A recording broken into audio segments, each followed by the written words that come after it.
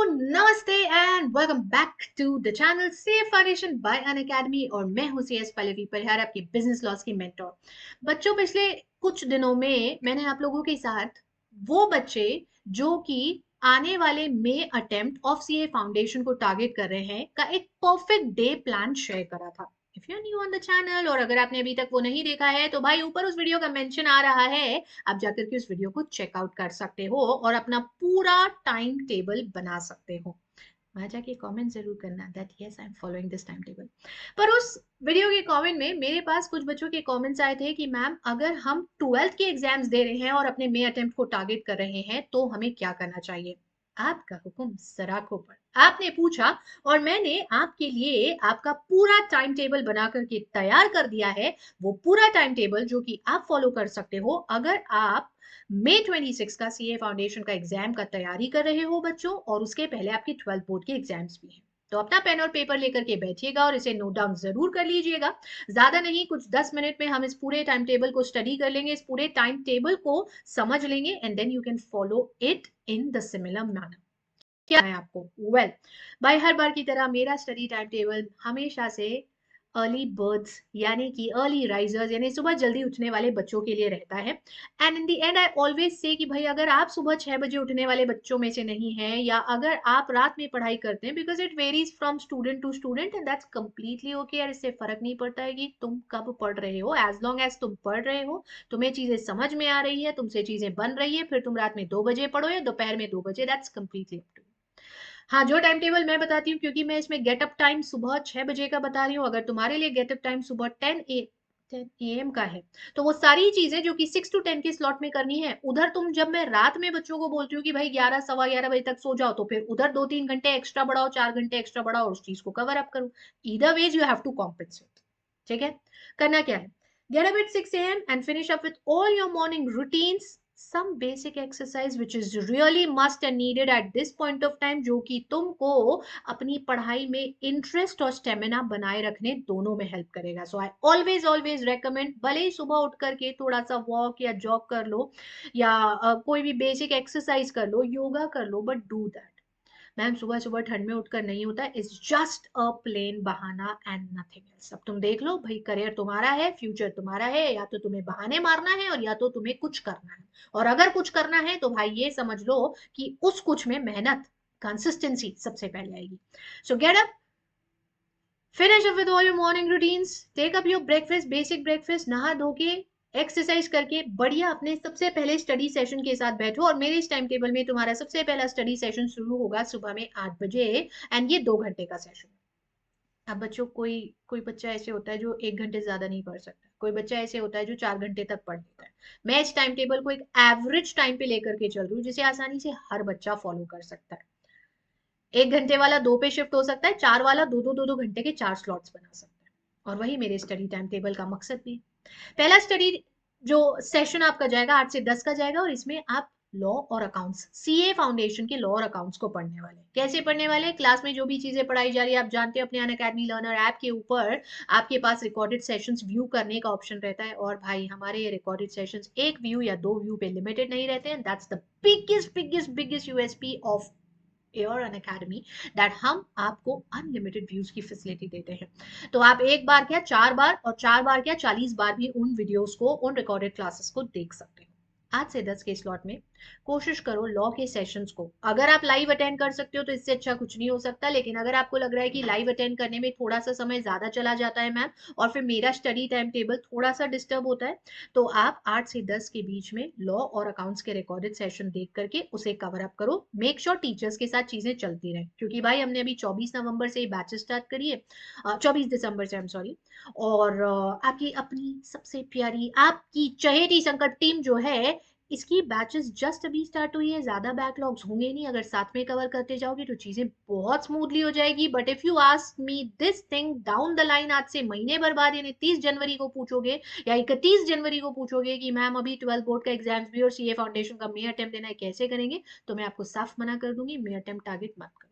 क्योंकि आप जानते हो मैं आपको कैसे भी करके बस आपके मन का करा दूं, ये मैं नहीं करती। जो आपके लिए सही है, जो आपके लिए उचित है, मैं वो रेकमेंड करती हूँ। अभी से यू स्टिल हैव टाइम, महीना सवा महीना। आपकी 24 फरवरी से, मेरे पास जो सीबीएसई की डेट शीट है, 24 फरवरी से आपके 12 बोर्ड के एग्जाम स्टार्ट हो रहे हैं, that are going to last till 28 of March. More और लेस आगे पीछे यही सब डेट्स रहती है स्टेट बोर्ड्स की भी, 2 4 5 दिन आगे ऊपर नीचे इस तरह से चलता है। So what you have to do is that, आप अभी इस 1.5 महीने में कोशिश करो, इस 1.5 पौने 2 महीने में आप सीए फाउंडेशन की मैक्सिमम पढ़ाई अपनी 12th की पढ़ाई के साथ मैनेज करो।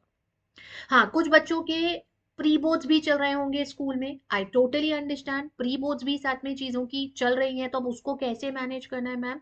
तो बच्चों, प्री बोर्ड्स आप एक राउंड ऑफ प्री बोर्ड दे चुके हो, this is the second round of pre board that you appearing for.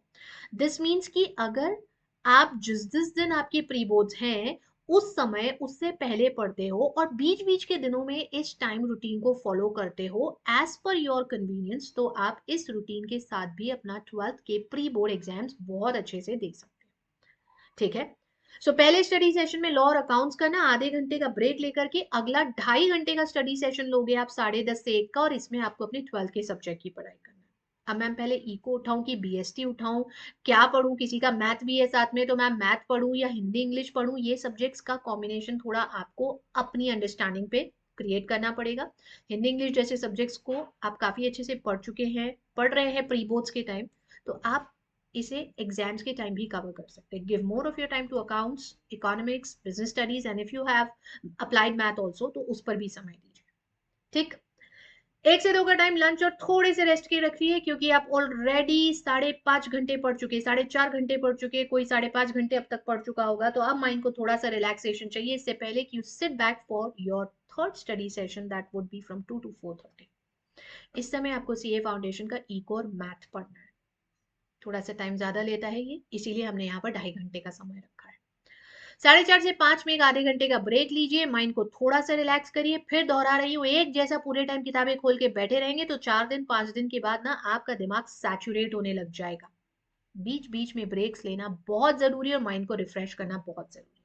Ma'am आप ब्रेक्स लेते थे तो आप क्या करते थे, वेल मैं आपके जैसे मोबाइल नहीं देखती थी, हमारे टाइम पे मोबाइल होता भी नहीं था इतना देखने के लिए, सो डेफिनेटली मैं मोबाइल नहीं देखती थी। What I used to do is that, या तो बढ़िया सा कोई मस्त, देखो भाई फोन होते थे, ऐसा नहीं होता था कि फोन नहीं होते थे, जब हम पढ़ते थे स्कूल के दौरान फोन नहीं होते थे, तो घर में ना ट्रांजिस्टर और रेडियो होते थे, yes I belong to that era, जब घर में ट्रांजिस्टर्स और रेडियो बजते थे तो हम वो बजा लेते थे, मतलब ट्रांजिस्टर और रेडियो पे मस्त बढ़िया सा गाना प्ले कर लेते थे, माइंड फ्रेश हो जाता था। Because this is scientifically proven strategy, it is scientifically proven बच्चों, music can change the way you are thinking the things, है ना, और आपकी माइंड को फ्रेश कर सकता है। तो आपको एक बढ़िया सी अच्छी सी मोटिवेशनल प्लेलिस्ट रखिए, अगर आपको लगता है कि आपको ये प्लेलिस्ट मुझसे चाहिए, and if you really want a recommendation on the same, I will be there to help you out on that also. आप नीचे कमेंट करके मुझसे पूछ सकते हो, नीचे कमेंट करोगे I will definitely let you know, मैं खुद बता दूंगी आपको कुछ ऐसे मस्त बढ़िया से मोटिवेशनल सॉन्ग जो कि आपके इंटरेस्ट को दोबारा से बिल्टअप करेंगे और आप अपने फोर्थ स्टडी सेशन के लिए बैठ जाएंगे 5 से 7 में। मैम मैं 5 से 7 में बाहर जाता हूँ दोस्तों के साथ, थोड़ा बहुत घूम लेता हूँ, कुछ थोड़ा बहुत स्पोर्ट वगैरह खेल लेता हूँ, तो क्या मैं इस 5 से 7 के टाइम को एडजस्ट कहीं कर सकता हूँ, आगे ऊपर शिफ्ट कर, क्योंकि मैंने 7 से 9:30 डिनर और ब्रेक का टाइम दिया है, इस दौरान आप दोस्तों के साथ घूमना फिरना और जो भी दूसरी आपकी चीजें हैं वो सब कर सकते हो। अगर आपका वो टाइम 5 से 7 का है, मैम मैं जिम जाता हूँ, मैम मैं योगा क्लास जाती हूँ, तो मैं वो 5 से 7 में जाती हूँ, तो आप 7 से 9:30 के टाइम पे पढ़ाई कर लो और 5 से 7 में अपना फोर्थ स्टडी सेशन रख लो। तो ये मॉड्यूलेशन आप कर सकते हो, एंड द लास्ट और द फिफ्थ स्टडी सेशन आपका वो रहेगा। अच्छा, फोर्थ में क्या करना है, जो भी आपके एक्स्ट्राज और बैकलॉग्स बचे हुए हैं कुछ पुराने सीए फाउंडेशन की, कोई राइटिंग सेशन है, वो कुछ भी नहीं है, वो बिल्कुल बिल्कुल सही चल रहा है क्लासेस के साथ, तो आपके 12th के प्रैक्टिस पेपर्स सॉल्व कर लो। जो भी प्रैक्टिस पेपर्स आपके पास है, पास्ट अटेम्प्ट के क्वेश्चन पेपर्स लेकर के बैठ जाओ, 2.5 घंटा 3 घंटे के लिए पूरा एग्जाम में जैसे बैठते हैं वैसे लेके बैठ जाओ। या आपके जो पास्ट अटेम्प्ट के क्वेश्चंस है सीए फाउंडेशन के, जो हम लोग राइटिंग सेशंस में कराते हैं, वो लेके बैठ जाओ, प्रैक्टिस दोस क्वेश्चंस। ठीक है, और लास्ट स्टडी सेशन जो आपका 9 से 11:30 का रहेगा, इसमें आप एक बार फिर जो आपने 12th की चीजें दिन भर पढ़ी, देखो बच्चों मैंने ना इन 5 सेशंस में सबको बराबर टाइम दिया, 2 स्टडी सेशंस आपने 12th के रखे, 2 स्टडी सेशन आपने फाउंडेशन के रखे, और एक स्टडी सेशन में आप अपने एक्स्ट्रास बैकलॉग्स एक्स्ट्रा प्रैक्टिस ये सब कवर कर रहे हो। So each and every part we have considered, इस टाइम टेबल में मैंने आपकी 12th और फाउंडेशन दोनों की पढ़ाई को ध्यान में रखते हुए बनाया।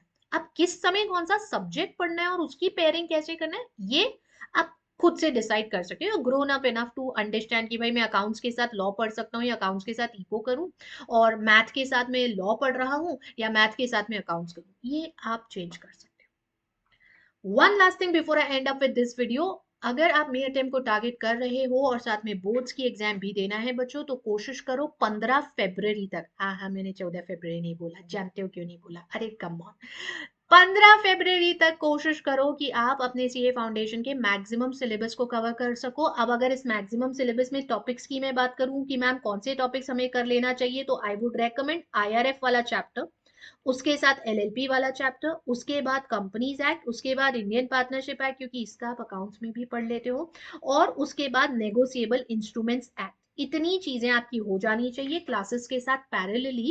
And in addition to that there is one more topic, that is sale of goods act.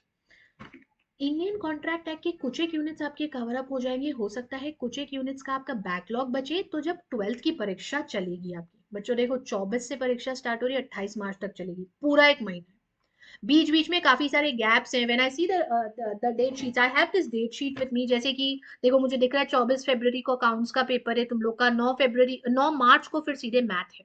चलो ठीक है, मैथ के लिए एक्स्ट्रा टाइम दोगे, बट 24 फरवरी से 9 मार्च तक आप सिर्फ मैथ्स नहीं पढ़ते रहोगे, आप भी जानते हो बीच के 2 एक दिन निकालना या दिन के 3 4 घंटे निकालना, और कोशिश करके कॉन्ट्रैक्ट एक्ट के जो यूनिट्स है, क्योंकि इसमें 9 यूनिट्स है, उनको अपने रिकॉर्डेड लेक्चर्स से ऐप के ऊपर कवर कर लेना। आप उनके रिविजन्स अगर करना चाहते हो तो इसी चैनल का जो अपना प्लेलिस्ट सेक्शन है उसमें मैंने वन शॉट सेशंस कराए, जिसमें एक सिंगल सेशन में पूरे पूरे चैप्टर्स कवर कराए, उनको वॉच करके भी आप अपने यूनिट्स को डिटेल मैनर में पढ़ सकते हो। इससे एक बार माइंडसेट क्लियर हो जाता है पूरे चैप्टर में क्या पढ़ना है।